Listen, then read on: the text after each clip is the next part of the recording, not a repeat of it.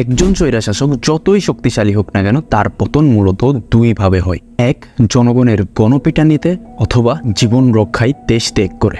সাবেক প্রধানমন্ত্রী শেখ হাসিনার সাথে দ্বিতীয়টি ঘটে।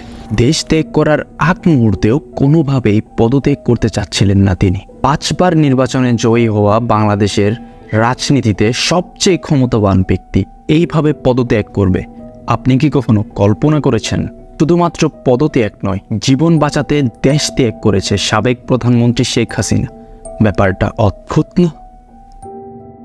শুরুতে 24-এর যুদ্ধে যারা যারা অংশগ্রহণ করেছেন তাদের সকলকে শ্রদ্ধা জানাই। এই যুদ্ধের ঘটনা আমরা সবাই জানি। আমরা এটাও জানি যে স্বাধীনতা অর্জনের চেয়ে রক্ষা করা কঠিন। এখন সবার মাথায় একটাই প্রশ্ন, ঘুরে দাঁড়াবে কি বাংলাদেশ? বাংলাদেশ ব্যাংকের গভর্নর গত বছরের 6 নভেম্বর ইকোনমিক রিপোর্টার্স ফোরামের সবাই বলেছেন বাংলাদেশের অর্থনীতি একেবারে তলানিতে ঠেকেছে। তিনি তার 36 বছরের সরকারি চাকরি জীবনে এর চেয়ে সংকটাপূর্ণ মুহূর্ত আর দেখেননি। প্রশ্ন আসে, আমাদের অবস্থা তো এখনো শ্রীলঙ্কা পাকিস্তানের মতো হয়নি, কিন্তু অর্থনীতি তলানিতে বলাটা কতটা যৌক্তিক? গত 16 বছরে ক্ষমতাশীল নেতারা 93.7 বিলিয়ন ডলার বিদেশে পাচার করেছে, যা দিয়ে 26টি পদ্মা সেতু, 374টি বঙ্গবন্ধু স্যাটেলাইট করা যেত। কিন্তু দেশে যে একটি পদ্মা সেতু বানানো হলো তাও আবার ঋণ করে। ঋণের কথা যদি বলি, বাংলাদেশের মাথার উপর এখন ঋণ 100 বিলিয়ন ডলারেরও বেশি। বাংলা টাকায় যা 12 লক্ষ কোটি টাকা। পাচারকৃত অর্থসহ যদি হিসাব করি তাহলে হয় 23.5 লক্ষ কোটি টাকা। যদি সোজা কথায় বলি তাহলে আপনার আমার মাথার উপর ঋণ এখন 1.5 লক্ষ টাকা। একজন নব্য জন্ম নেওয়া শিশু যে দুনিয়া সম্পর্কে কিছুই জানে না, তার মাথার উপর ঋণ 1.5 লক্ষ টাকা। ব্যাপারটা অদ্ভুত না? আপনি এখন ভাবুন, 17 বছর ক্ষমতায় থাকা স্বৈরাচার সরকার কি পরিমাণ দুর্নীতি করেছে। 15 বছরে 614 গুম, অগণিত হত্যা, 2 বছরে 1500 নারী পাচার, দুর্নীতিতে 3 বারের চ্যাম্পিয়ন। এসব তো আর অমনি হয় না। 17 বছরে আমাদের উপর যে অত্যাচার হয়েছে তা আমরা সবাই জানি। একটা কথা না বললে হয় না, যেটা আন্দোলনের সময় মাথায় ঘুরপাক খাচ্ছিল। নিয়মও তোমার, আইনও তোমার। তুমি মিথ্যাকে সত্যও লিখে দাও, পত্রিকাও তোমার। এই স্বৈরাচারের অবসান ঘটবে, অন্ধকার চিরে নূর আসবে। যদি তুমি ফেরাউন হও, মূসাও নিশ্চয়ই আসবে।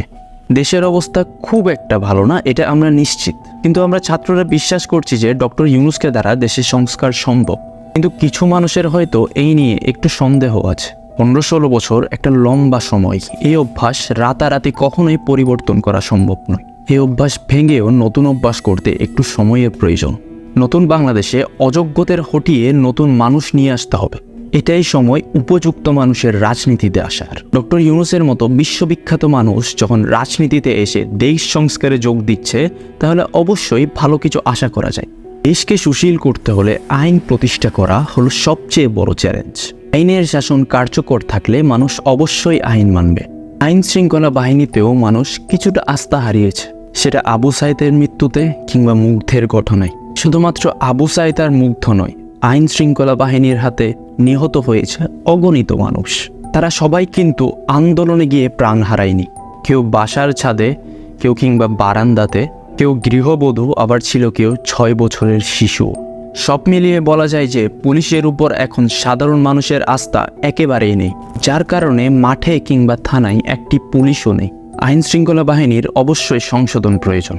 আইনের রক্ষক যাতে ভক্ষক না হয় সেদিকে আমাদের নজর রাখতে হবে অবশ্যই। এই সব কিছু থেকে আমাদের রাজনৈতিক ক্যান্সার টেনে ছিঁড়ে ফেলতে হবে।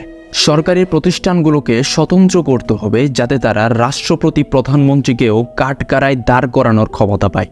ভবিষ্যতে যাতে দেশে ভিআইপি মুভমেন্ট বলে কিছুই না থাকে। সিকিউরিটি প্রোটোকল তাদের প্রয়োজন, কিন্তু সেই সিকিউরিটি প্রোটোকল দিতে গিয়ে যদি সাধারণ মানুষ হয়রানির শিকার হয় তাহলে আমরা তা চাই না।